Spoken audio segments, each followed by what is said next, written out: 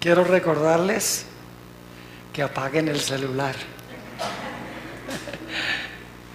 Siempre suena uno que otro celular por ahí, pero siempre interrumpe el hilo. Así que queremos apagar los celulares. Quiero relatarles una historia. Había un niño que estaba en la sala de su casa construyendo algo con unos bloques de madera. Y su papá entró al cuarto hablando fuertemente, y el niño le hizo a su papá shh.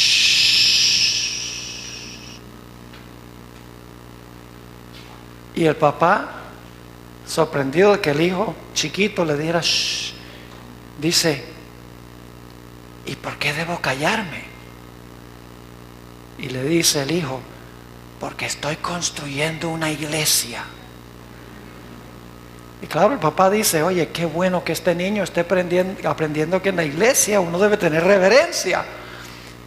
Y entonces se le ocurre preguntarle al hijo, le dice: hijo, ¿y por qué debo guardar silencio en la iglesia?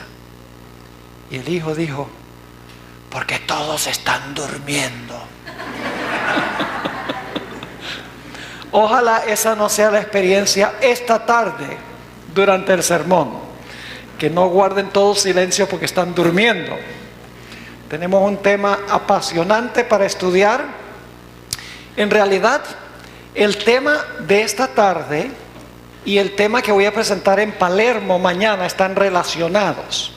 Ambos tienen que ver con el día del Pentecostés.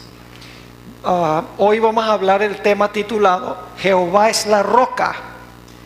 Y mañana en la tarde vamos a hablar sobre la elección del sucesor de Judas. Vamos a hacer un estudio de Hechos, el capítulo 1. Es un estudio fascinante. Hay muchas cosas que descubrir ahí en Hechos, el capítulo 1. Pero esta tarde queremos estudiar el tema Jehová es la roca. Antes de hacerlo, queremos pedir la bendición del Señor para que nos acompañe al abrir su palabra. Así que inclinemos nuestros rostros para orar. Nuestro Padre, hoy ha sido un gran día, un día lleno de bendiciones. Gracias, Padre, por todo lo que tú nos das. Cosas que tomamos por sentado, como el sol, el aire fresco, el buen alimento, el descanso, tantos dones que tú nos das sin merecerlos. Te damos gracias en forma especial por tu palabra, que es una guía segura en un mundo que anda confundido. Pedimos, Padre, que nos des tu sabiduría esta tarde, una vez más, al abrir tu santo libro. Te pedimos que nos acompañes por medio del ministerio de tu Espíritu Santo. Y gracias te damos, Padre, por tu presencia, porque te lo pedimos en el nombre de Jesús. Amén.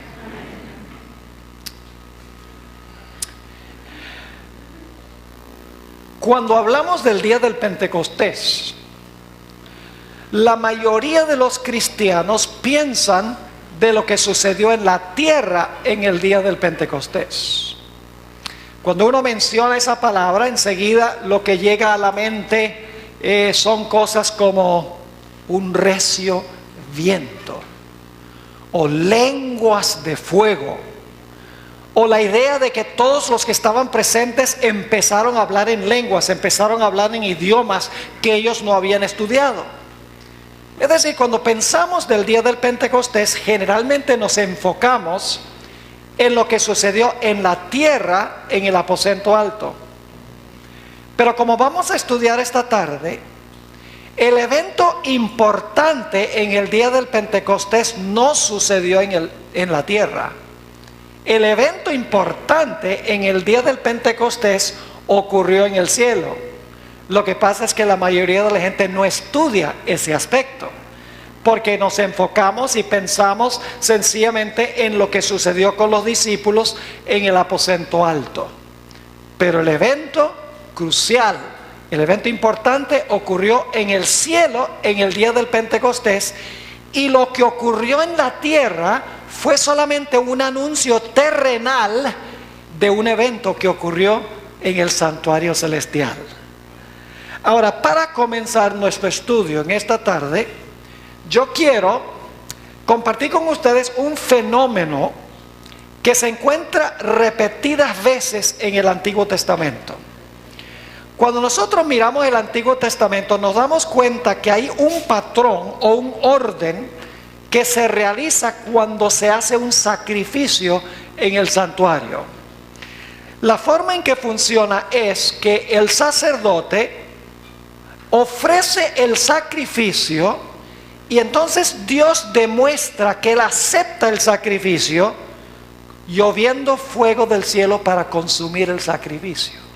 Es decir, la forma como Dios mostraba su aprobación del sacrificio era cuando se inmolaba el animal, se colocaba sobre el altar, Dios llovía fuego para consumir el sacrificio. De esa manera Dios estaba diciendo: este sacrificio es acepto ante mis ojos. Esto se encuentra repetidas veces. Y para comenzar quiero darles varios ejemplos del Antiguo Testamento a donde se encuentra este orden: sacrificio y luego fuego. El primer ejemplo lo menciona la Biblia, aunque la Biblia no dice directamente que cayó fuego sobre el sacrificio. Pero a la luz de lo que ocurrió en todas las ocasiones después, podemos estar seguros que Dios también llovió fuego. Y así lo dice el Espíritu de Profecía. Así que voy a leer una cita del Espíritu de Profecía, a donde ella relata lo que sucedió con el primer sacrificio que se ofreció oficialmente según Génesis el capítulo 4. Dice en la revista Señales de los Tiempos, de febrero 6, 1879, en cuanto al sacrificio de Abel, dice la sierva del Señor: Dios aceptó este sacrificio y el fuego descendió del cielo y lo consumió. Dios aceptó este sacrificio y el fuego descendió del cielo y lo consumió. ¿Cómo mostró Dios que aceptaba el sacrificio? Lloviendo fuego para consumir el holocausto. El siguiente ejemplo que quiero mostrarles es el que encontramos en Levítico 9, 22 al 24. Aquí se está refiriendo este pasaje a la inauguración del tabernáculo en el desierto. Ustedes saben que Dios mandó a Moisés a construir una carpa, un tabernáculo. Y cuando se inauguraron los servicios del santuario, se colocaron víctimas sobre el altar y luego llovió fuego del cielo para consumir las víctimas. Vamos a leerlo en Levítico 9 y el versículo 22 hasta el versículo 24. Dice aquí: después alzó Aarón sus manos hacia el pueblo y lo bendijo. Y después de hacer tres clases de sacrificio, fíjense, después de hacer la expiación, el holocausto y el sacrificio de paz, descendió.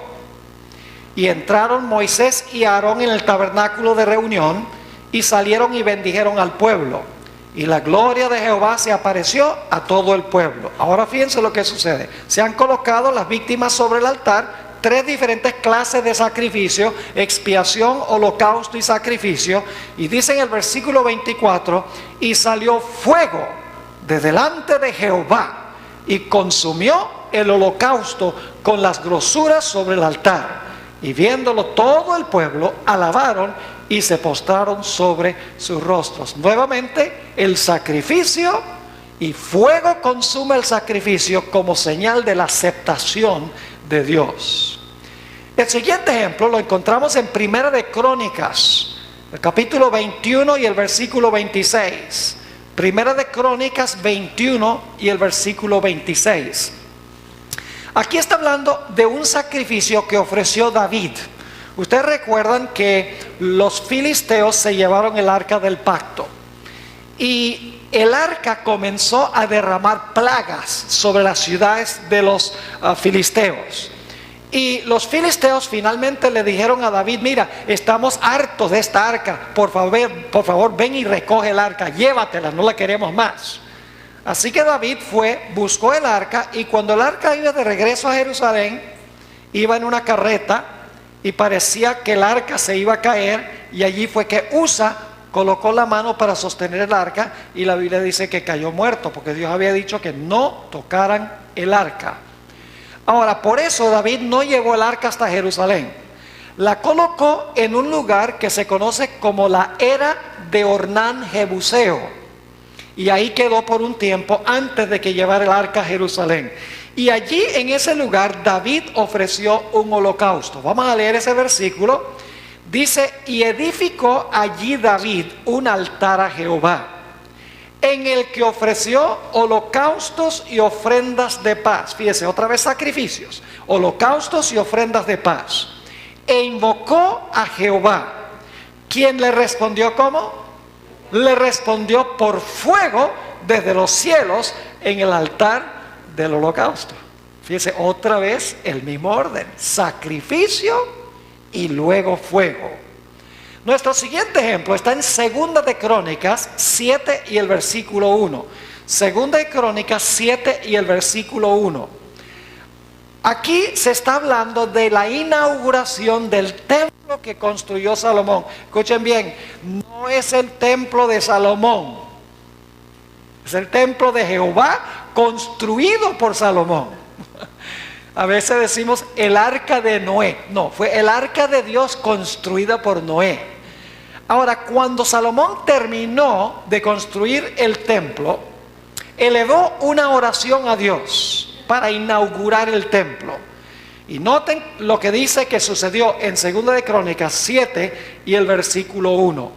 Dice aquí: cuando Salomón acabó de orar, descendió fuego de los cielos y consumió el holocausto y las víctimas, y la gloria de Jehová llenó la casa. Nuevamente, sacrificios y luego fuego para consumir los sacrificios. El último ejemplo que les quiero dar se encuentra en Primera de Reyes, el capítulo 18 y el versículo 38. Y yo creo que la mayoría de ustedes conocen esta historia. Es la historia de Elías en el monte Carmelo. Elías colocó las víctimas sobre el altar y había hecho una prueba. Le había dicho a los sacerdotes Baal, le había dicho: mire, el Dios que responda por fuego, ese es el verdadero Dios. Ahora fíjense lo que dice Primera de Reyes 18 y el versículo 38. Dice: entonces cayó fuego de Jehová y consumió el holocausto, la leña, las piedras y el polvo, y aún lamió el agua que estaba en la zanja. Viéndolo todo el pueblo se postraron y dijeron: Jehová es el Dios, Jehová es el Dios. Así que tenemos este patrón en el Antiguo Testamento, donde se ofrece un sacrificio o se ofrecen sacrificios, y luego Dios muestra que Él acepta los sacrificios, lloviendo fuego sobre la víctima para consumirla. Ahora lo que quiero hacer es mostrarles otro lenguaje, otras metáforas que enseñan la misma lección. Ya no es sacrificio y fuego, sino que es otra manera de enseñar esa misma lección. Me refiero específicamente a dos episodios del Antiguo Testamento que tienen que ver con la roca. Ahora, el primer episodio se encuentra en Éxodo 17 y el versículo 1 hasta el versículo 6. Éxodo 17 y los versículos 1 hasta el versículo 6. Vamos a encontrar que, aunque los símbolos son distintos, los símbolos enseñan la misma lección que el holocausto y el fuego. Y esto va a llegar a ser mucho más claro a medida que estudiamos. El pueblo de Israel se encontraba en el desierto. En realidad, Dios había llovido maná del cielo. Y en el siguiente capítulo, la Biblia dice que no había agua donde ellos estaban. Y empezaron a murmurar. Vamos a leer empezando en el versículo 1. Toda la congregación de los hijos de Israel partió del desierto de Sin por sus jornadas, conforme al mandamiento de Jehová, y acamparon en Refidim, y no había agua para que el pueblo bebiese. Y altercó el pueblo con Moisés, y dijeron: danos agua para que bebamos. Y Moisés les dijo: ¿por qué altercáis conmigo? ¿Por qué tentáis a Jehová? Así que el pueblo tuvo allí sed y murmuró contra Moisés y dijo: ¿por qué nos hiciste subir de Egipto para matarnos de sed a nosotros, a nuestros hijos y a nuestros ganados? Entonces clamó Moisés a Jehová diciendo: ¿qué haré con este pueblo? De aquí a un poco me apedrearán. Yo pregunto, ¿estaba pecando el pueblo? ¿La murmuración es pecado? La Biblia dice que la falta de fe es pecado. Usted sabe muy bien, Romanos 14:23 dice: todo lo que no es de fe es pecado. ¿Estaba manifestando una falta de fe? Claro que sí. No había razón para no tener fe. Ellos habían visto las plagas caer sobre Egipto. Ellos habían visto abrirse el Mar Rojo y habían cruzado el Mar Rojo. Ellos habían visto las aguas del Mar Rojo tragarse a sus enemigos. Ellos habían ya recibido el maná del cielo. Habían recibido abundantes evidencias de que Dios cuidaba de ellos. Debían haber confiado en Dios, de que Dios les iba a dar agua, no les iba a dar pan para que luego se murieran de sed. Pero están murmurando contra Dios, están pecando contra Dios, porque todo lo que no es de fe es pecado. Así que como estaban pecando contra Dios, ¿qué merecían? Merecían ser castigados por Dios, merecían morir bajo el juicio de Dios, porque estaban pecando contra el Señor. Ahora es interesante notar qué fue lo que Dios le mandó a Moisés que hiciera. Nota lo que dice el versículo 5. Y Jehová dijo a Moisés: pasa delante del pueblo y toma contigo de los ancianos de Israel, y toma también en tu mano tu vara. ¿Tu qué? Tu vara, con que golpeaste el río, y ve. Y ahora viene un detalle muy importante. Dice, aquí está hablando, ¿quién está hablando? Jehová. ¿Quién es esta persona que se describe como Jehová aquí? Esta persona es Cristo Jesús. En unos momentos se los voy a comprobar que era Cristo Jesús. Jesús era el que conducía a Israel a través del desierto. Ahora fíjense lo que les dice Jesús.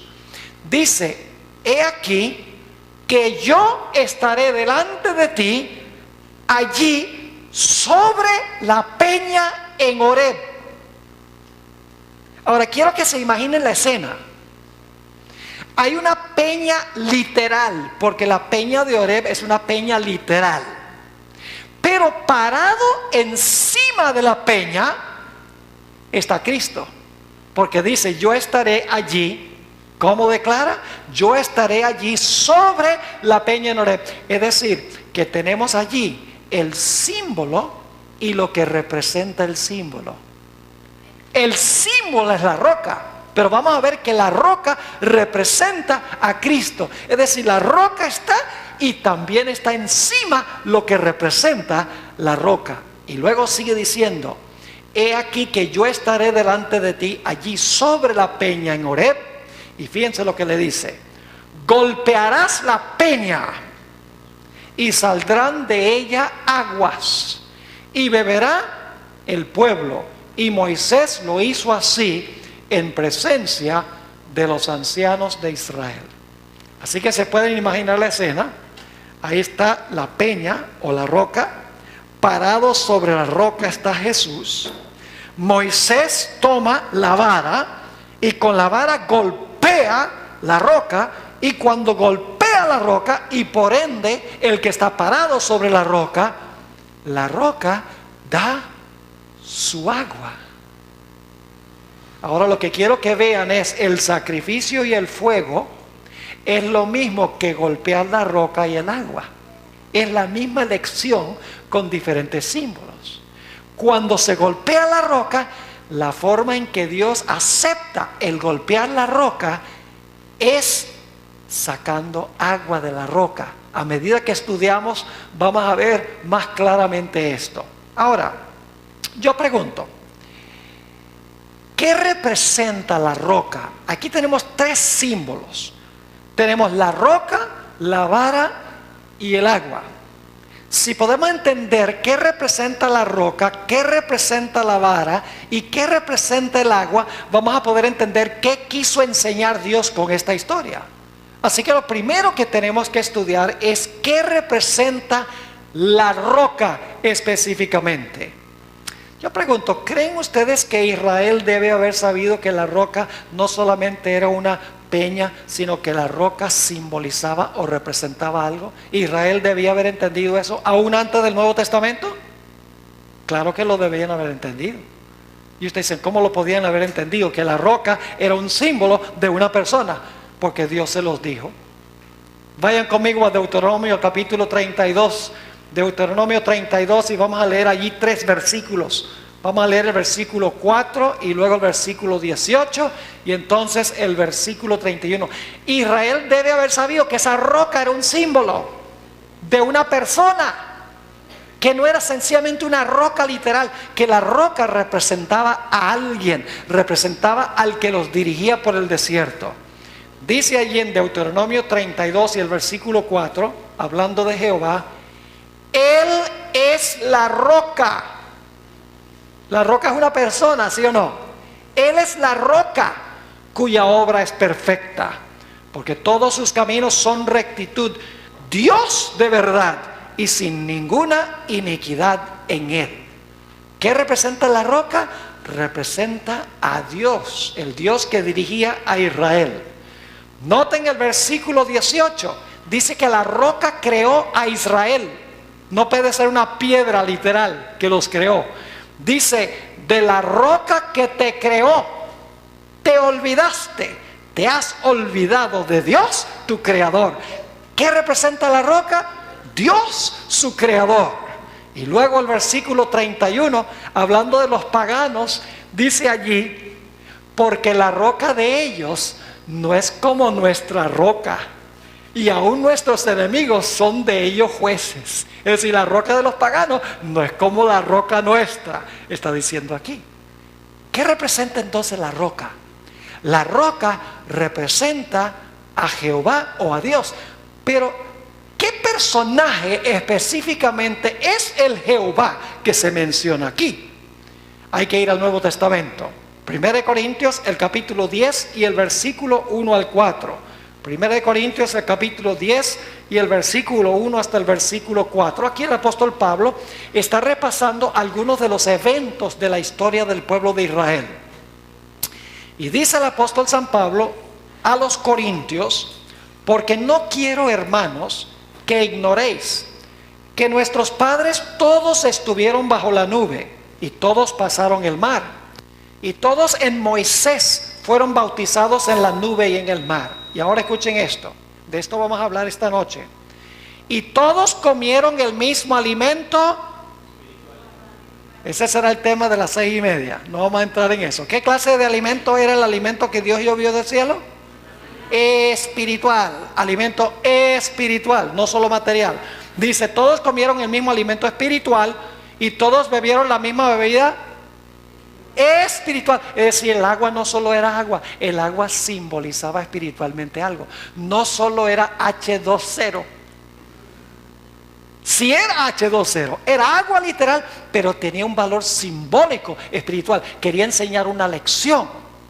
Y en un momento vamos a ver cuál es esa lección. Dice, todos bebieron la misma bebida espiritual porque bebían de la roca espiritual que los seguía, y la roca era Cristo. ¿Quién estaba parado sobre la peña de Oreb? Cristo. La roca representa simbólicamente a Cristo. Ahora sabemos lo que representa el primer símbolo. El primer símbolo representa una persona. La roca es Cristo Jesús. Pero necesitamos preguntarnos, ¿qué representa el segundo símbolo? ¿Qué representa la vara con que Moisés golpea la roca? La vara de Moisés representa juicio. Porque cada vez que Moisés levantaba la vara, caía un juicio. En Egipto levantaba su vara y caía un juicio. Abrió el mar rojo con su vara, cerró el mar rojo con su vara. Cada vez que se levantaba su vara, había juicio. Es decir, la vara representa juicio. Pero la vara no solamente la levantó, sino que dice con la vara que hizo, golpeó la roca. El acto de la vara, golpear la roca, significa que el juicio está cayendo sobre la roca. Por ejemplo, Moisés golpeó las aguas del Nilo y se convirtieron en sangre. Moisés golpeó el polvo, la misma palabra golpeó que se usa para la roca, golpeó el polvo y salieron piojos. Golpeó a los primogénitos y los primogénitos murieron. Es decir, la vara representa juicio y el acta de la vara caer sobre la roca significa que la vara del juicio está cayendo sobre la roca. Ahora, ¿sobre quiénes debía haber caído la vara? Sobre el pueblo de Israel. Pero la vara está cayendo sobre la roca y por ende aquel que está parado sobre la roca. Ahora, la palabra golpear que se usa aquí en hebreo es muy interesante. Es la palabra hebrea naka. Y se traduce en el Antiguo Testamento de estas formas que voy a mencionar ahora. Se traduce golpear, azotar, pegar, matar, recibir un golpe o ser herido. Todas esas son traducciones de la palabra hebrea naka.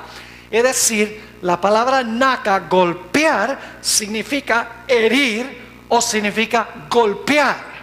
Y la roca es la que está siendo golpeada.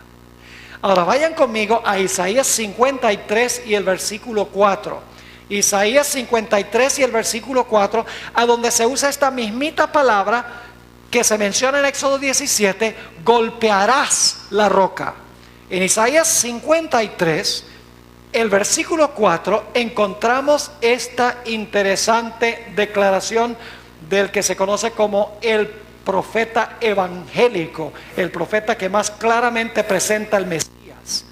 Dice allí, hablando del Mesías, ciertamente llevó él nuestras ¿qué? Nuestras enfermedades y sufrió nuestros dolores. Ahora escuchen, nosotros le tuvimos ¿por qué? ¿Sabe que esa es la mismita palabra golpearás la roca? Se podría traducir, nosotros le tuvimos por golpeado, nosotros le tuvimos por herido. Ahora fíjense lo que sigue diciendo, ciertamente llevó él nuestras enfermedades y sufrió nuestros dolores, y nosotros le tuvimos por azotado, es decir, por herido, por golpeado. ¿Por quién? Le tuvimos por azotado, por herido ¿de quién? De Dios y abatido. ¿Quiénes merecían ser golpeados con la vara del juicio de Dios? Nosotros, porque nosotros somos los pecadores. Pero este versículo dice que el Mesías, Jesús, iba a ser golpeado, y dice el versículo explícitamente, herido de Dios y abatido. Es decir, esta profecía de Éxodo 17 está diciendo que la vara del juicio de Dios iba a caer no sobre el pueblo culpable, sino que iba a caer sobre la roca, y el que estaba parado sobre la roca, sobre Cristo Jesús. ¿Están entendiendo? Ahora necesitamos interpretar qué representa el agua. Ya sabemos, ya tenemos dos símbolos interpretados. Uno es la vara, que representa el juicio de Dios, y el acto de golpear la vara significa que está cayendo el juicio de Dios. La roca representa a Cristo, el juicio de Dios está cayendo sobre Cristo, el que era inocente, y no sobre los culpables. Pero ¿qué sucede cuando la roca es golpeada? La roca suelta ¿qué cosa? Agua. ¿Qué podría representar el agua? Vamos a Juan 7, 37 al 39. Fíjense, yo no sé si ustedes están captando aquí un principio, pero la Biblia se explica a ella misma. En la Biblia está todo lo necesario para entender todo versículo de la Biblia, comparando un texto con otro texto. Por ejemplo, usted lee Éxodo 17 y el versículo 1 al 6, y usted encuentra roca, y usted encuentra vara, y encuentra agua. Si se queda allí en ese pasaje, no va a entender lo que Dios quiso enseñar. Pero si van y miran roca, vamos a ir a otras partes de la Biblia donde menciona roca y buscan, van a encontrar que la roca representa a una persona, a Jesús. Y luego dicen vara, ¿por qué será la vara? ¿Qué representa la vara? Y se ponen a buscar la vara, el juicio de Dios. Y entonces van a otras partes de la Biblia donde habla de agua que salió de la roca, y entonces van a hallar una explicación de lo que representa el agua, y entonces van a saber lo que quiso Dios enseñar en Éxodo 17. Es decir, la Biblia se interpreta a sí misma. La Biblia tiene en sí misma todo lo necesario para explicar todo versículo de la Biblia sin un experto en griego, ni hebreo, ni un erudito, ni alguien que tiene un PhD, ni un ThD, ni ningún otro HD.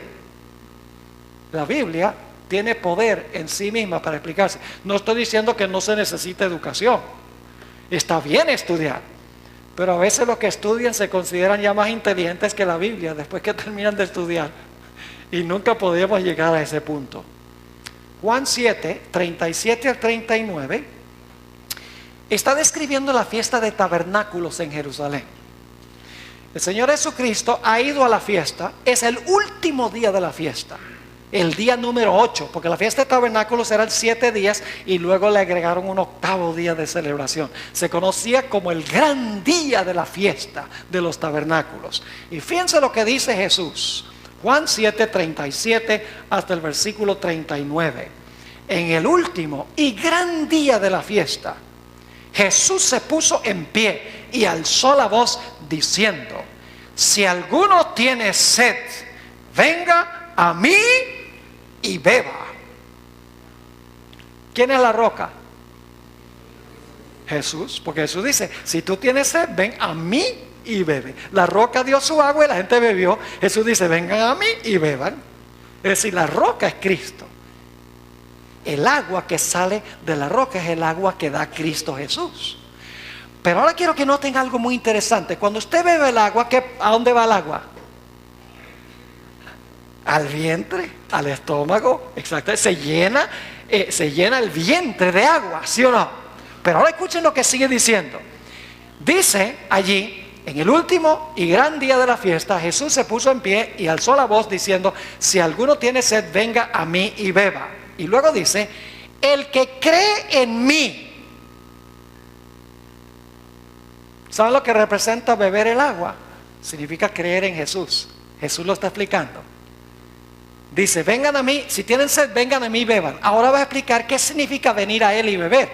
Dice: el que ¿qué? El que cree en mí. Ahora, esa palabra creer hoy en día no significa nada. ¿Han oído la expresión: todos creemos en el mismo Dios y todos vamos para el mismo lugar? No importa qué religión tú pertenezcas. ¿Acaso no todos creemos en Dios? El diablo también cree y tiembla. No es suficiente creer que Dios existe, porque el diablo sabe que Dios existe. No es suficiente creer que Jesús vivió y murió y fue sepultado y resucitó y está sentado a la diestra de Dios y vendrá otra vez.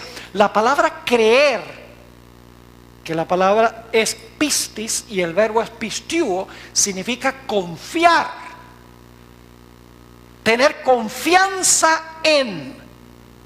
Jesús está diciendo, en otras palabras, el que cree en mí, el que confía en mí, como dice la Escritura, escuchen bien, de su interior correrán ríos de agua viva. ¿Del corazón de quién fluirán ríos de agua viva? Del que bebe. Ahora, yo no sé si ustedes están captando lo que está diciendo Jesús. Jesús está diciendo: mira, si tú tienes sed, ven a mí, yo soy la roca, ven a mí y bebe. ¿Y qué significa beber? confiar en Él como Salvador personal. Dice, cuando tú vienes a mí y tú crees en mí, el resultado es que yo te doy agua y el agua entra a tu vientre y ahora tienes en tu vientre el agua. ¿Y qué va a suceder? Dice, el que cree en mí, como dice la Escritura, de su interior correrán ríos de agua viva. Es decir, tú bebes del manantial y te conviertes en un manantial. El agua que entra es el agua que sale. Lo que recibes lo das. Recibes para dar, recibes, bebes el agua te entra en tu interior y luego tú te conviertes en una fuente de agua de vida eterna. Ahora, ¿a qué se refería Jesús? ¿A qué momento se refería Jesús? Escuchen el versículo 39. Esto dijo de él. ¿Qué representa el agua? El Espíritu Santo. Dice, esto dijo del Espíritu. ¿Habían recibido todavía? No. Dice, esto dijo del Espíritu que habían de recibir los que ¿qué?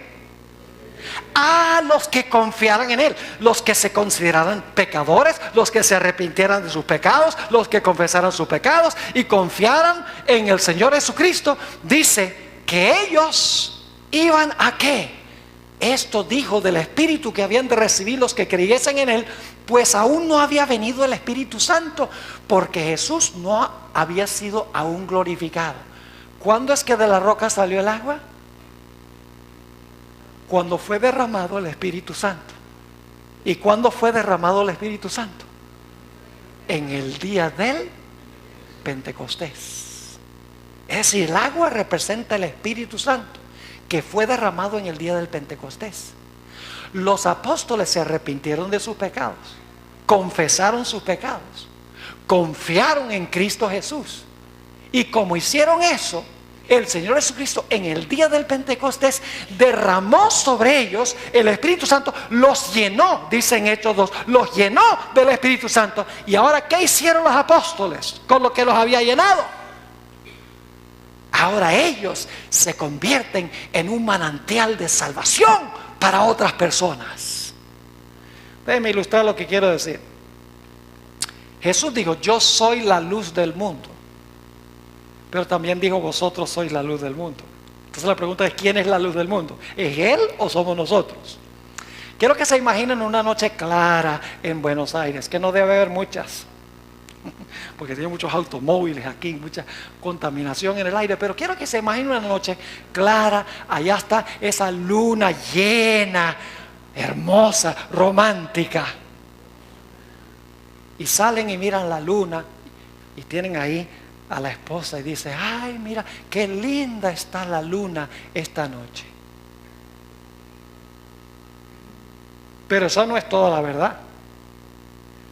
¿De dónde viene la luz de la luna? Del sol. Entonces hay que decir, mira qué lindo está el sol esta noche. Porque la luna no tiene luz propia. La luna recibe la luz del sol y luego la proyecta a la tierra. Jesús es el sol y nosotros somos lunas. Él brilla sobre nosotros, nos da su Espíritu Santo y luego nosotros, al recibir la bendición, la impartimos. Y saben, cualquier persona que no tiene luz para impartir es porque no tiene conexión con la fuente de la luz y está en tinieblas. La mayor señal, mis hermanos y hermanas, de que nosotros conocemos a Jesús como Salvador personal es que tenemos un deseo intenso de hacerlo conocer a otras personas.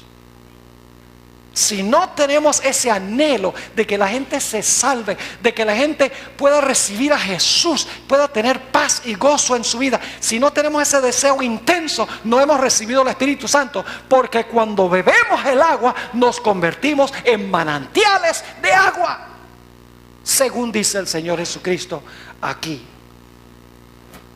Por eso en 1 Corintios 12 y el versículo 13 dice el apóstol San Pablo, porque por un solo espíritu fuimos todos bautizados en un cuerpo, sean judíos o griegos, sean esclavos o libres, y a todos se nos dio a beber, ¿de qué? ¿Qué es lo que bebemos? A beber de un mismo ¿qué? De un mismo espíritu. ¿Qué representa el agua? El Espíritu Santo. Ahora tenemos todos los símbolos. ¿Qué representa la roca? Cristo. ¿Qué representa la vara? Juicio. ¿Qué representa el acto de golpear la roca a la vara?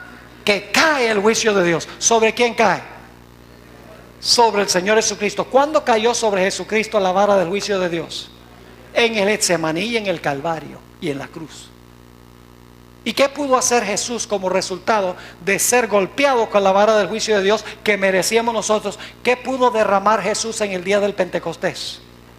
Pudo derramar el Espíritu Santo. ¿Saben ustedes que las lenguas de fuego que se vieron en el día del Pentecostés, fíjense, sacrificio y fuego, las lenguas de fuego que se vieron en el día del Pentecostés era el anuncio terrenal de que el sacrificio había sido aceptado en el cielo?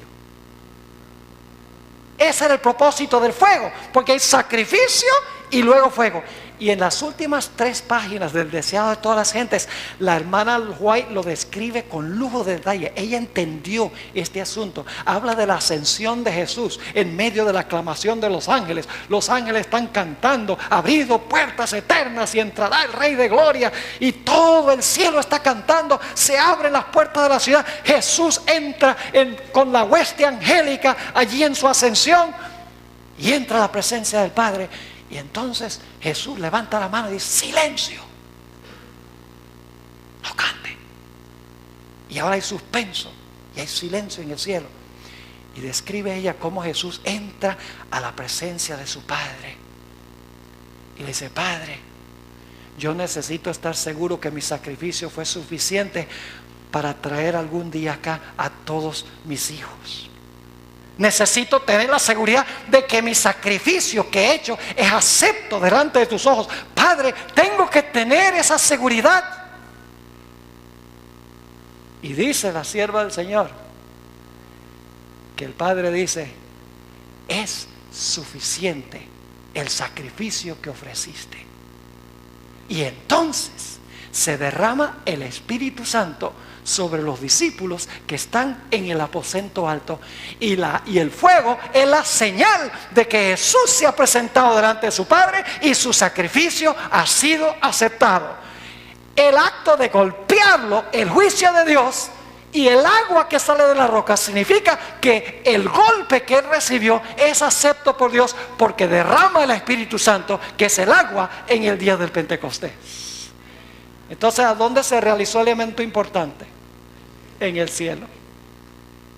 Es decir, lo que pasó en el día del Pentecostés fue un anuncio terrenal de que Jesús, su sacrificio fue aceptado, y ahora él podía empezar a servir como el intercesor.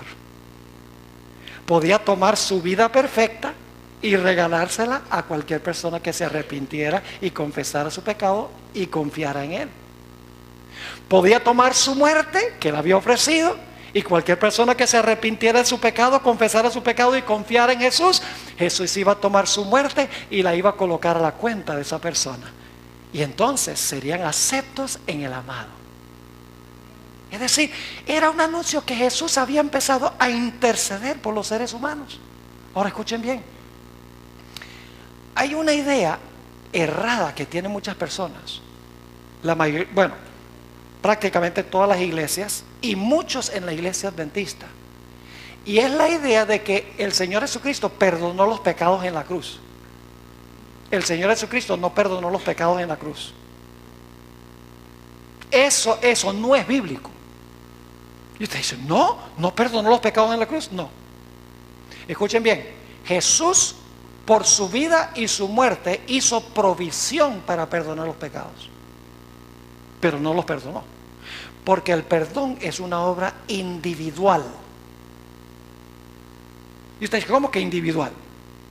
Mi Biblia me dice: si confesamos nuestros pecados, Él es fiel y justo para perdonar nuestros pecados y limpiarnos de toda maldad.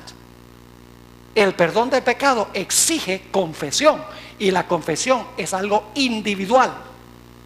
En el día del Pentecostés, cuando el apóstol Pedro predicó su sermón, según Hechos 2:38, vienen los que están presentes a donde Pedro y le dicen: Pedro, no hiciste un llamado, no hiciste un llamado. ¿Qué tenemos que hacer a la luz de lo que tú predicaste? Y Pedro dice: arrepentíos y bautícese cada uno de vosotros para perdón de los pecados. ¿Habían sido perdonados sus pecados en ese momento, antes de eso, en la cruz? No, porque ¿para qué les va a decir arrepiéntanse, bautícense para perdón de los pecados, si los pecados habían sido perdonados 50 días antes en la cruz? El perdón es reclamar lo que Jesús hizo, es reclamar su vida y su muerte como nuestros por fe y por confianza en Él. ¿Están entendiendo lo que estoy diciendo? Y lo triste es que mucha gente se va a quedar endeudada, porque la provisión está allí. Se puede reclamar, se puede contratar a Jesús como el abogado, como el representante, como el intercesor, y mucha gente va a preferir quedarse con el pecado, más bien que confesarlo, arrepentirse de él y confiar en los méritos del Señor Jesucristo. Pero hay un segundo episodio de la roca en el Antiguo Testamento. ¿Están entendiendo hasta ahora lo que estamos estudiando? La Biblia es profunda. Uno no puede andar nadando en la superficie. Hay que ponerse los tanques y bucear profundo, porque la Biblia es inagotable. Yo cada vez que estudio la Biblia, yo no sé nada. ¿Cómo no había visto eso antes? Es inagotable. Es decir, hay suficiente material en la Biblia para estudiar por la eternidad. La hermana White dice que vamos a estudiar el plan de la salvación para siempre y nunca lo vamos a agotar. ¡Qué glorioso! Es decir, lo que nosotros conocemos en esta tierra no es nada. Es apenas suficiente para que podamos llegar ahí. Y entonces cuando lleguemos ahí, ya Dios va a decir: ahora sí te voy a enseñar de verdad.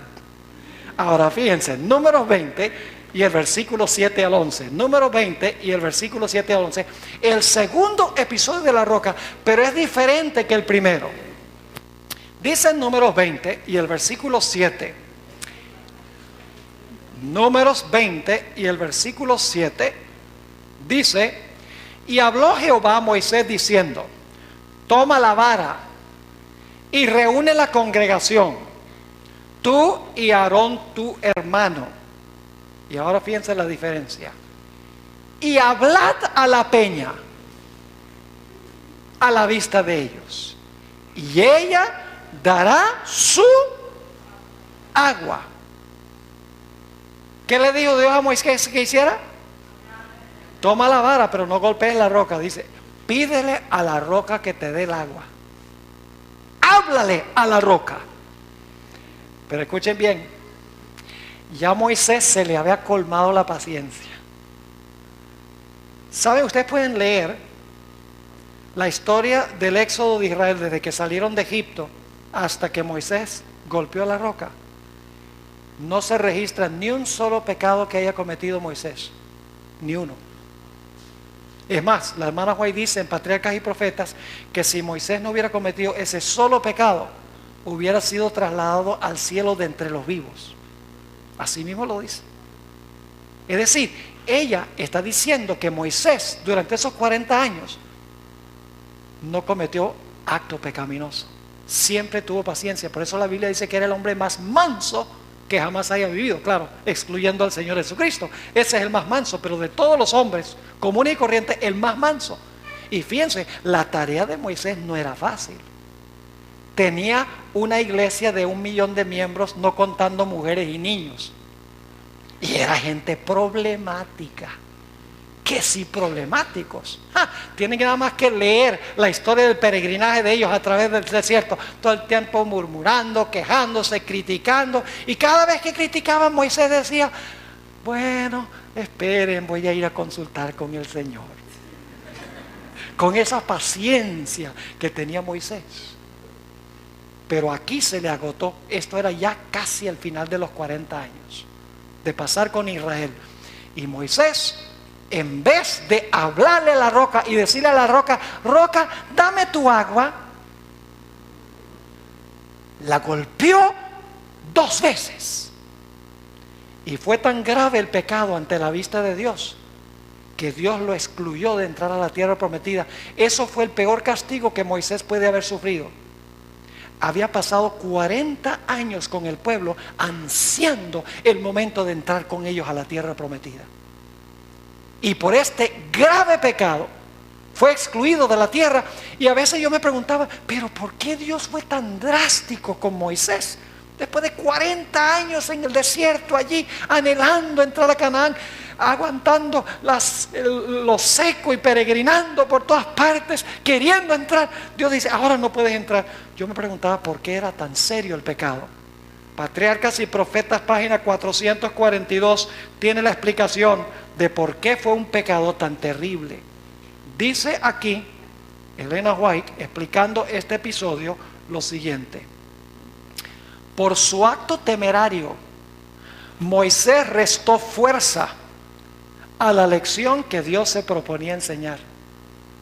Ahora fíjense bien, siendo la roca un símbolo de Cristo, había sido herida una vez, como Cristo había de ser ofrecido una vez.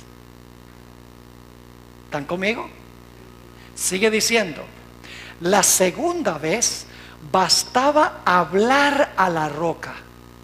Así como ahora solo tenemos que pedir las bendiciones en el nombre de Jesús. Al herir la roca por segunda vez, se destruyó el significado de esta bella figura de Cristo. Moisés arruinó el símbolo que apuntaba hacia Jesús. Pero ¿saben que lo mismo está pasando hoy en día? Voy a ser franco con ustedes ahora. Puede ser que haya gente aquí que pertenece a la iglesia romana. No quiero que consideren esto un ataque personal contra usted. Pero ustedes saben que según la teología de la iglesia católica se le llama el sacrificio de la misa. ¿Es así o no es así?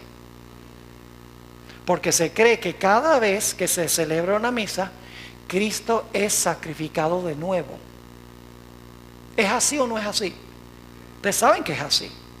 Es la idea de que en cada misa Cristo es sacrificado de nuevo y sacrificado de nuevo y sacrificado de nuevo.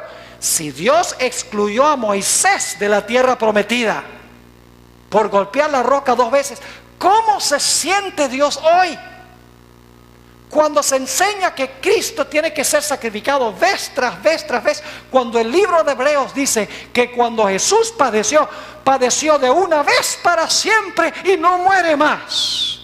Si queremos la bendición del Espíritu Santo hoy, no necesitamos creer que Cristo es sacrificado de nuevo. Lo único que tenemos que hacer es pedir el Espíritu Santo, porque ya el Espíritu Santo fue derramado cuando la roca fue golpeada. Por eso dice en Lucas el capítulo 11 y el versículo 13, Lucas 11 y el versículo 13 dice, pues si vosotros siendo malos sabéis dar buenas dádivas a vuestros hijos, ¿cuánto más vuestro Padre Celestial dará el Espíritu Santo a los que se lo pidan? ¿Qué tenemos que hacer hoy para recibir el Espíritu Santo? ¿Cristo tiene que morir de nuevo? ¿Tiene que caer bajo el juicio de Dios de nuevo? No. Jesús murió de una vez por todas. Jesús pagó el precio por todos los pecados. No significa que los perdonó todavía, pero pagó el precio por todos los pecados. Si nosotros queremos beneficiarnos hoy, lo único que tenemos que hacer es creer en Él, confiar en Él, arrepentirnos, confesar nuestros pecados y reclamar la justicia de Cristo Jesús. Pedid y se os dará, dijo el Señor Jesucristo. Ahora escuchen, ¿a dónde fue Jesús cuando ascendió al cielo? ¿A dónde se ubicó? Bueno, fue al santuario. ¿A qué parte del santuario? Al lugar santo. Ahora escuchen bien, les voy a comprobar esto. El santuario es una ilustración de cada etapa del ministerio de Jesús. A veces nosotros cometemos el error de comenzar el estudio del santuario en el atrio. casi siempre cuando se estudia el santuario, se empieza en el atrio a donde estaba el altar del sacrificio. Eso es un error. Y usted dice, ¿pero por qué un error? Porque tenemos que incluir el campamento. ¿Y por qué tenemos que incluir el campamento? Le voy a explicar. En el campamento es que vivían los pecadores que necesitaban el santuario. Y no era suficiente que el Señor Jesucristo muriera por el pecado en el atrio, sino que se exigía que Jesús viviera una vida perfecta. Les explico. La ley de Dios exige absoluta perfección. ¿Es así o no es así? La ley dice, tú me obedeces perfectamente y vives. Pero si tú me violas, tienes que ¿qué? Tienes que morir. Es decir, la ley exige dos cosas. Exige una vida perfecta. Y si no se le ofrece la vida perfecta, la ley exige la muerte. Ahora yo pregunto, ¿cuántos de nosotros podemos ofrecerle a la ley la vida perfecta que la ley exige? Nadie. Y por lo tanto, ¿cuántos tienen que ofrecerle la muerte a la ley, lo que exige la ley? Todos estamos bajo sentencia de muerte. Como no le podemos ofrecer la vida santa que la ley exige, el resultado es que nosotros tenemos que morir. Todos nosotros estamos en un doble problema. No tenemos una vida para ofrecerle a la ley, ni tampoco queremos ofrecerle la muerte a la ley. Así que ¿saben lo que vino a hacer Jesús? Jesús vino a vivir la vida que nosotros debemos vivir, para ofrecerle la justicia a la ley que la ley exige. Vino a vivir en nuestro lugar. Es decir, el Señor Jesucristo vino a vivir la vida que nosotros debemos vivir. Y usted dice, ¿y cómo es que Jesús podía vivir por todos nosotros? Muy sencillo, podía vivir por todos nosotros porque el Señor Jesucristo nos creó a todos nosotros. Y siempre que digo eso, alguien me dice, pero Jesús no me creó a mí, yo vine de mi mamá. Y yo le digo, ¿y tu mamá de dónde vino? De la mamá de ella. ¿Y la mamá de ella de dónde vino? De la mamá de ella. Si vamos hacia atrás, ¿a dónde termina el proceso? Con Adán y Eva. Cuando Jesús creó a Adán y Eva, nos creó a todos porque todos venimos de ellos. Es decir, el Señor Jesucristo creó a todos los seres humanos y como creó a todos, podía ofrecerse en lugar de todos. Jesús dijo, yo voy a ir a la tierra y voy a vivir la vida que la ley exige y la voy a vivir en lugar del hombre.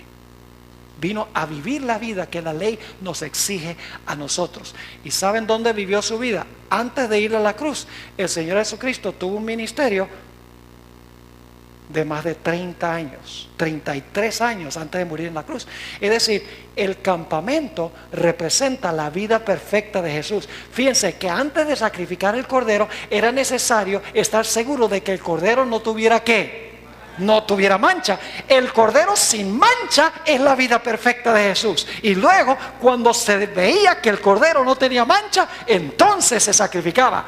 El cordero, la perfección del cordero representa la vida perfecta de Jesús y el sacrificio del cordero representa la muerte de Cristo Jesús. Jesús vivió por todos y el Señor Jesucristo murió en lugar de todos. Su vida y su muerte es en favor de todos los seres humanos. Es decir, primero Jesús vino al campamento del santuario a vivir en nuestro medio para ser un cordero perfecto. Luego entró en el atrio, al altar del sacrificio, a donde murió como los corderos morían.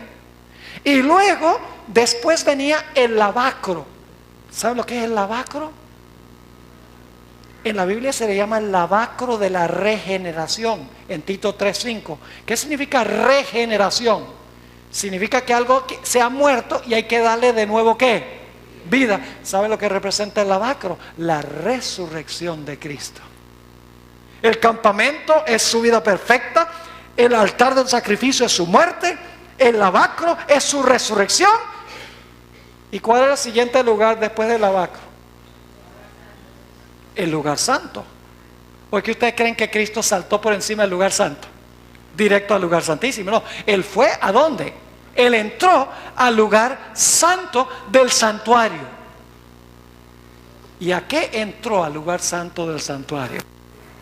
El Señor Jesucristo entró al lugar santo del santuario con el propósito de servir como intercesor para aquellas personas que vienen con fe, arrepentidos, confesando sus pecados y confiando en Jesús para tomar su vida y su muerte y ponérselos a la cuenta, para que entonces Dios los mire como inocentes y para que no tengan que morir porque Él murió en su lugar. Eso es lo que la Biblia llama la justificación.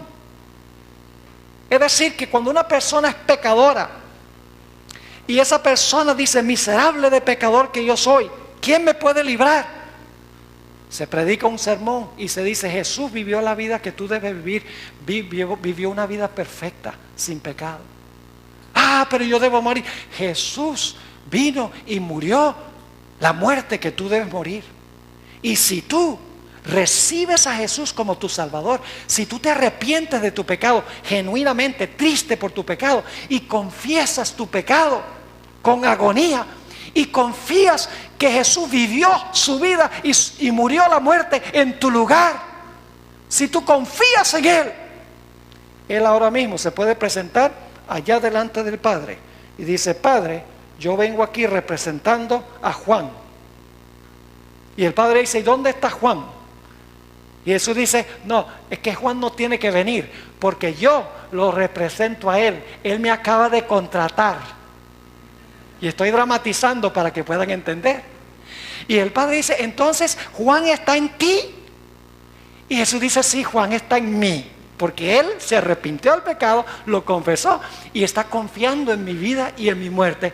Y entonces el Padre dice: bueno, entonces yo acepto tu vida y acepto tu muerte en lugar de Juan. Lo aceptamos en el amado y Dios nos mira como si nunca hubiéramos pecado.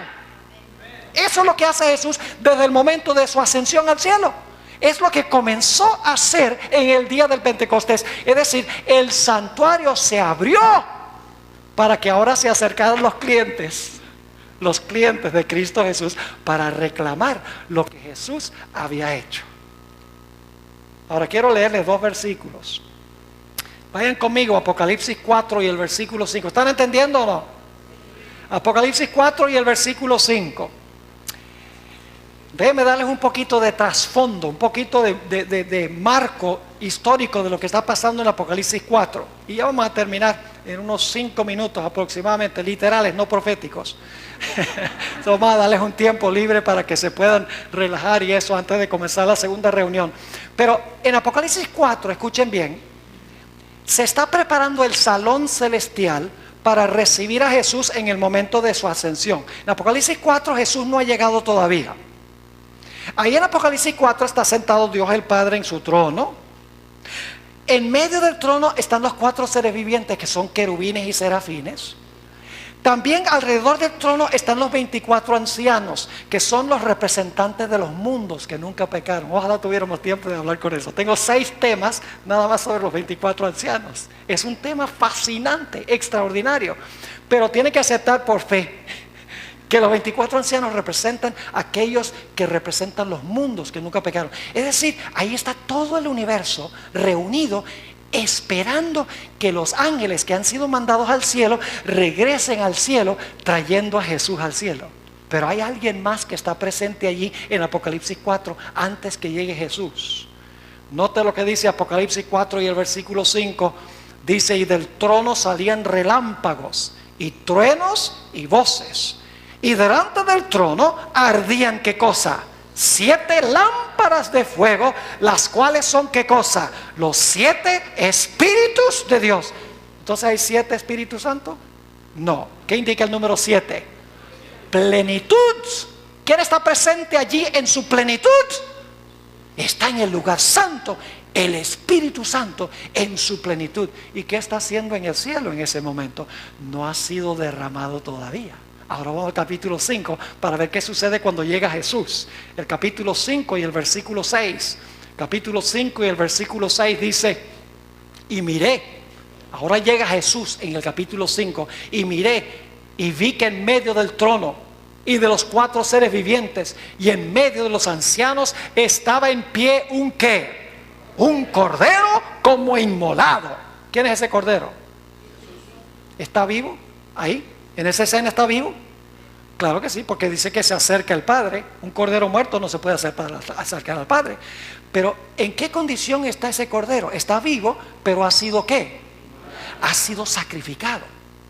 Porque Jesús acaba de morir en la tierra, ascendió al cielo en el capítulo 4, llega y en el capítulo 5, ahí en medio del trono, presentándose delante del Padre, viene el cordero como inmolado. Eso es lo que describe Elena White en las últimas 3 páginas del Deseo de todas las gentes. Y luego quiero que noten, algo pasa con los 7 espíritus. Dice, y miré, y vi que en medio del trono de los 4 seres vivientes, en medio de los ancianos, estaba en pie un cordero como inmolado, que tenía 7 cuernos y 7 ojos, los cuales son los ¿qué? Los 7 espíritus de Dios. Pero ahora hay algo interesante. Dice, los 7 espíritus de Dios, ¿qué? Enviados por toda la tierra. ¿Qué evento se está describiendo allí? El derramamiento del Espíritu Santo en el día del Pentecostés. Ahora es enviado ¿dónde? A la tierra, porque el Cordero se ha presentado delante del trono y el Padre ha dicho, acepto tu sacrificio. ¡Qué tremendo! No hay iglesia en el mundo que entienda esto, sino la iglesia adventista, porque la iglesia adventista se le ha encomendado la verdad del santuario. Y lamentablemente nos hemos extraviado de estudiar el santuario y de estudiar profecías y de usar el espíritu de profecía, etcétera, etcétera. Necesitamos otra vez regresar a estudiar la Biblia con detenimiento y necesitamos otra vez desempolvar los libros rojos. Bueno, ahora usamos computadora y está bien, no hay problema. Entonces hay que desempolvar el CD-ROM y tenemos que investigar el espíritu de profecía, porque hay joyas tremendas allí. Elena White entendió esto. Ella entendía muchísimo, como ya hemos visto. Yo creo que con todos los ejemplos que yo les estoy dando, ya ustedes deben estar pensando, pues la viejita debe saber bastantes cosas que yo no sabía antes. ¿Será que los que la critican sencillamente son superficiales en su lectura de la hermana White? Oh, claro que sí, son superficiales. Y van con la intención de buscar error y dicen, vamos a ver a dónde erró la hermana White. Van con ese espíritu. Y si van con ese espíritu, van a conseguir supuestos errores. Saben que hay cosas sin importancia. Por ejemplo, en la Biblia dice que en un evangelio que había un endemoniado y en el otro dice que había 2. Ay, voy a perder la salvación porque en uno había 1 y en el otro había 2. Lo importante es que Jesús echó a los demonios, no el detallito 1 o 2. La gente se ahoga en un vaso de agua. Fíjense, una vez la hermana White le escribió a alguien y le dijo, mire, yo vi un sanatorio y el sanatorio tenía 40 cuartos. Y la persona le escribió y le dijo, ya yo perdí confianza en su don profético, porque yo sé que el sanatorio tiene solamente 38. Dios no le mostró el número de cuartos a la hermana White. Es un detalle sin importancia. Es un detalle que no tiene significado. Es como muchos detalles históricos que da la hermana White. Son importantes. Algunos dicen, bueno, fue la campana del palacio la que marcó el comienzo de la masacre de San Bartolomé. Y otros dicen, fue la campana de la catedral. Y viven peleando, diciendo, ¿fue la de la catedral o fue la del palacio? Hermanos y hermanas, la campana no importa. Lo que importa es que tocaron una campana para empezar la masacre de San Bartolomé. No nos ahoguemos en un vaso de agua. No busquemos cómo dudar, sino busquemos cómo tener fe. Vamos a la Biblia para conseguir fe. No vamos a la Biblia con el fin de dudar. Historia de la Redención, página 405. Fíjense lo que dice Elena White. El rasgamiento del velo del templo demostró que los sacrificios y los ritos judaicos ya no serían aceptados. Ahora escuchen, el gran sacrificio ya había sido ofrecido y aceptado. ¿Captaron? El gran sacrificio ya había sido ofrecido y aceptado. Y ahora dice, y el Espíritu Santo que descendió en el día del Pentecostés apartó, escuchen, la atención de los discípulos del santuario terrenal para dirigirla al celestial, donde Jesús entró por medio de su propia sangre para derramar sobre sus discípulos los beneficios de su expiación. Entonces, ¿qué sucedió en el día del Pentecostés? Los apóstoles recibieron ¿qué cosa? El Espíritu Santo. ¿Con qué propósito? ¿Sabe lo que muchos enseñan hoy en día? Dios da el Espíritu Santo para que puedas saltar en la iglesia, o para que puedas bailar en la iglesia, o para que puedas cantar a todo pulmón en la iglesia, para que te emociones, para darte una inyección de adrenalina. Por eso es que Dios te dio el Espíritu Santo. No, Señor. El propósito por el cual Dios dio el Espíritu Santo es que los apóstoles, recibiéndolo, lo dieran. Vayan conmigo a Hechos el capítulo 1 y el versículo 7 y 8. Hechos el capítulo 1 y el versículo 7 al 8. Y luego una ilustración final y terminamos. Hechos 1, 7 y 8. Está hablando de lo que le dijo Jesús a los apóstoles y dice lo siguiente. Y les dijo, 1, 7 y 8. Y les dijo, no os toca a vosotros saber los tiempos o las sazones que el Padre puso en su sola potestad. Ahora escuchen bien. Pero recibiréis ¿qué? Poder. Cuando haya venido sobre vosotros el Espíritu Santo. ¿Qué es lo que da el Espíritu Santo? Poder. ¿Para qué es el poder? ¿Para que uno puede hablar en la iglesia en idiomas que ni siquiera Dios entiende? No. El propósito no es que todo el mundo esté hablando en un idioma desconocido que ni siquiera Dios conoce. El propósito es más práctico. Y ¿sabe? El único don que se impartió en el día del Pentecostés, ¿saben cuál fue el único don que se impartió en el día del Pentecostés? El don de lenguas. Después se vieron otros dones, pero en el Pentecostés solo el don de lenguas. Y algunos dicen, eso significa que es el más importante y todo el mundo tiene que tenerlo. ¿Saben por qué es que Dios dio el don de lenguas en el día del Pentecostés? Porque ese fue el que Dios dio. Porque había gente de diferentes nacionalidades ahí que no hablaban el idioma de los apóstoles. Y el propósito de recibir el poder del Espíritu Santo fue darles la capacidad a los apóstoles de hablar los idiomas de esa gente para que la gente pudiera entender el mensaje en su propio idioma. El propósito del Espíritu Santo era testificación. No era para gozar en la iglesia, una inyección de adrenalina, saltemos y alabemos. No, no, no, no. Recibiréis poder. Y luego noten lo que dice. Recibiréis poder cuando haya venido sobre vosotros el Espíritu Santo. Y luego dice que me seréis testigos en Jerusalén, en toda Judea, en Samaria y hasta qué, y hasta lo último de la tierra. El propósito de recibir el Espíritu Santo es dar. Cuando tú bebes el agua, te conviertes en un manantial de agua. Y si tú no eres un manantial, tú no has bebido. Yo sé que eso es serio. Si cada miembro de la iglesia estuviera testificando, en menos de un año en esta iglesia no cabría la gente.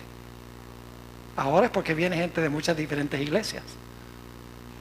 Tendrían que abrir iglesias en todas partes. Si cada miembro compartiera la experiencia que Dios les ha dado, ¿será posible que nosotros no estamos compartiendo la experiencia porque no la hemos tenido?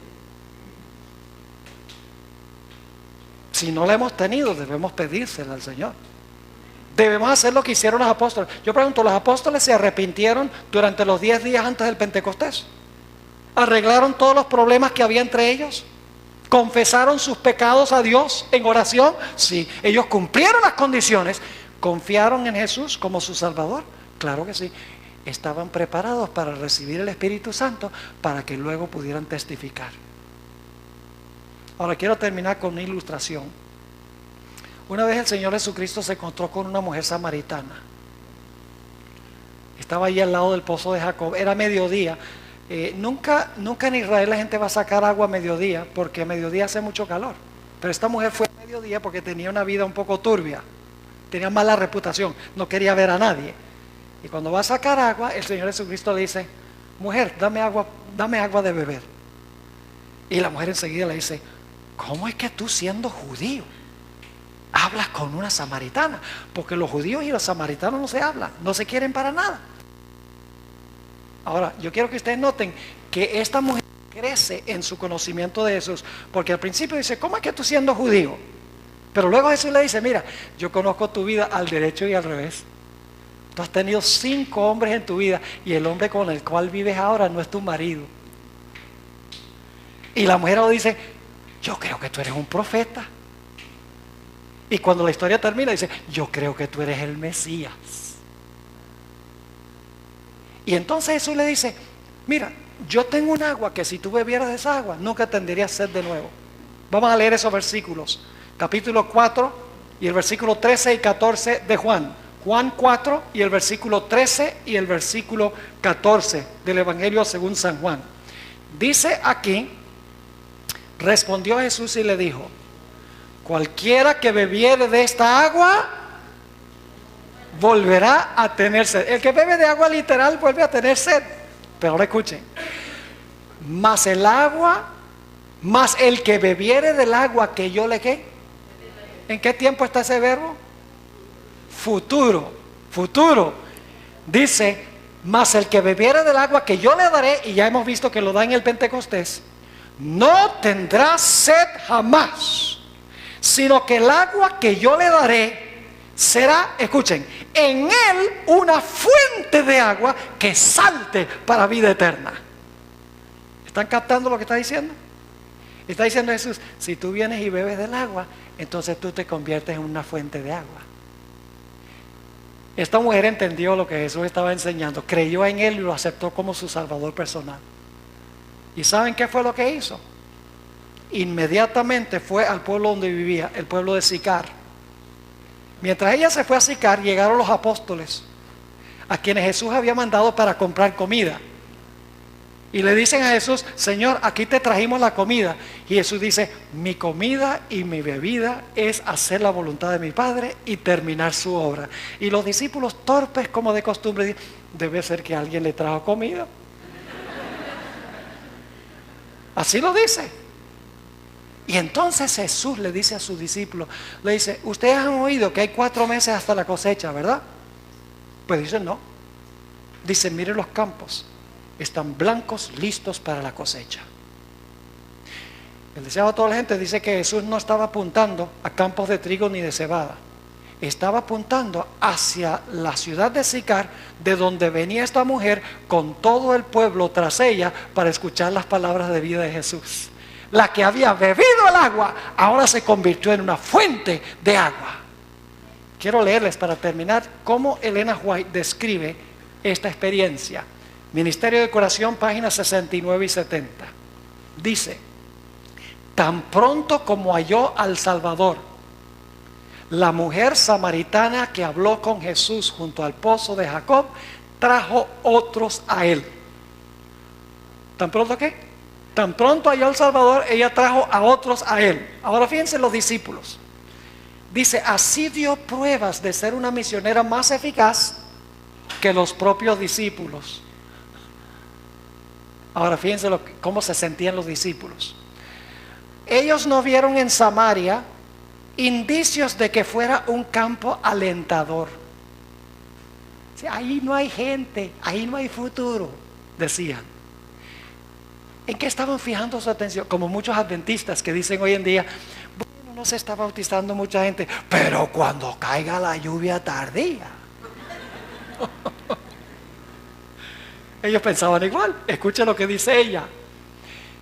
No vieron en Samaria indicios de que fuera un campo alentador. Fijaban sus pensamientos en una gran obra futura. Y no vieron que en derredor de sí había una mies que cegar. Pero por medio de la mujer a quien ellos despreciaron, toda una ciudad llegó a oír a Jesús.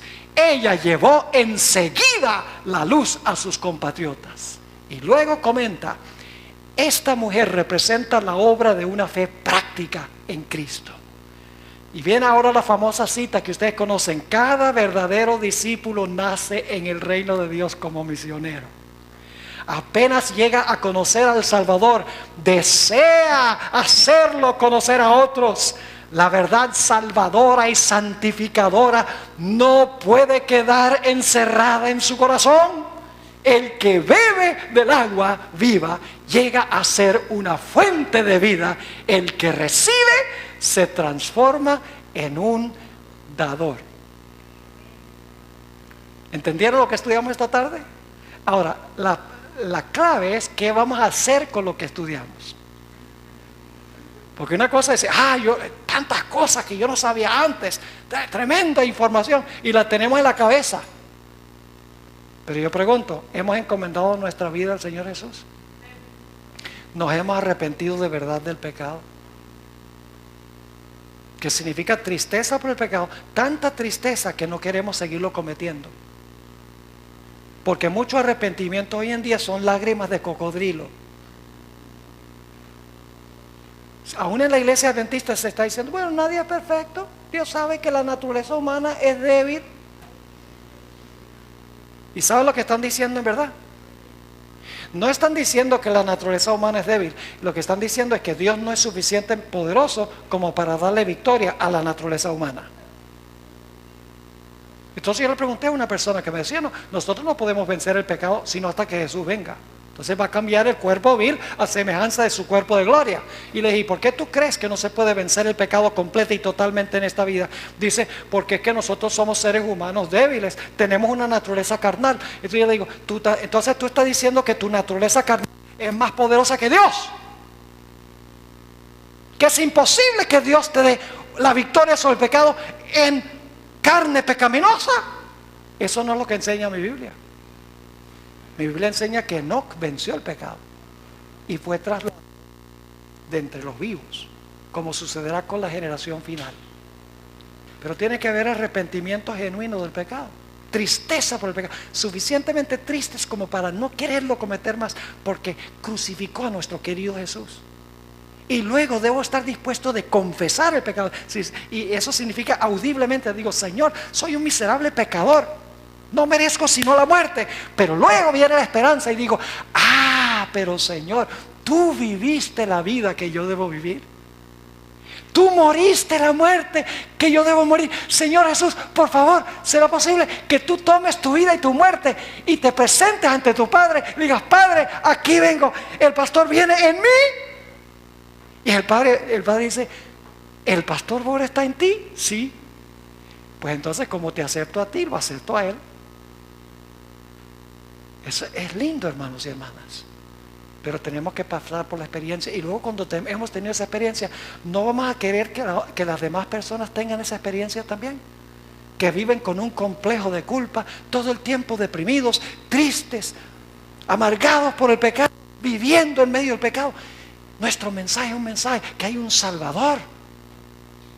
Nuestro mensaje es no solamente que hay un Salvador, sino que hay poder que transforma una vida pecaminosa a semejanza de la vida del Señor Jesucristo.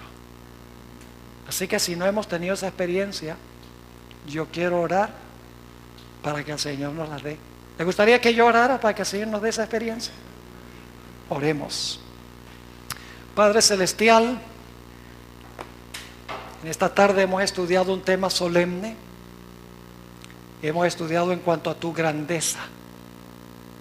El hecho de que tú estás dispuesto de aceptar la justicia de Jesús en nuestro lugar. Y la muerte de Jesús también en nuestro lugar. Padre, nos arrepentimos de nuestros pecados. Porque sabemos que nuestros pecados te causan dolor. Llevaron a Jesús a la cruz. No queremos seguir pecando. Porque hiere tu corazón.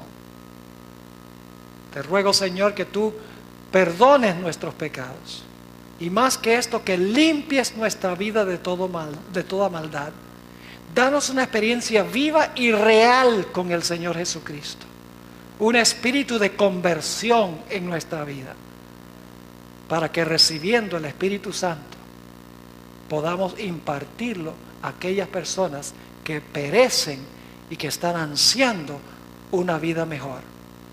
Gracias, Padre, por habernos acompañado. Gracias por responder esta oración porque te lo pedimos en el nombre de Jesús. Amén.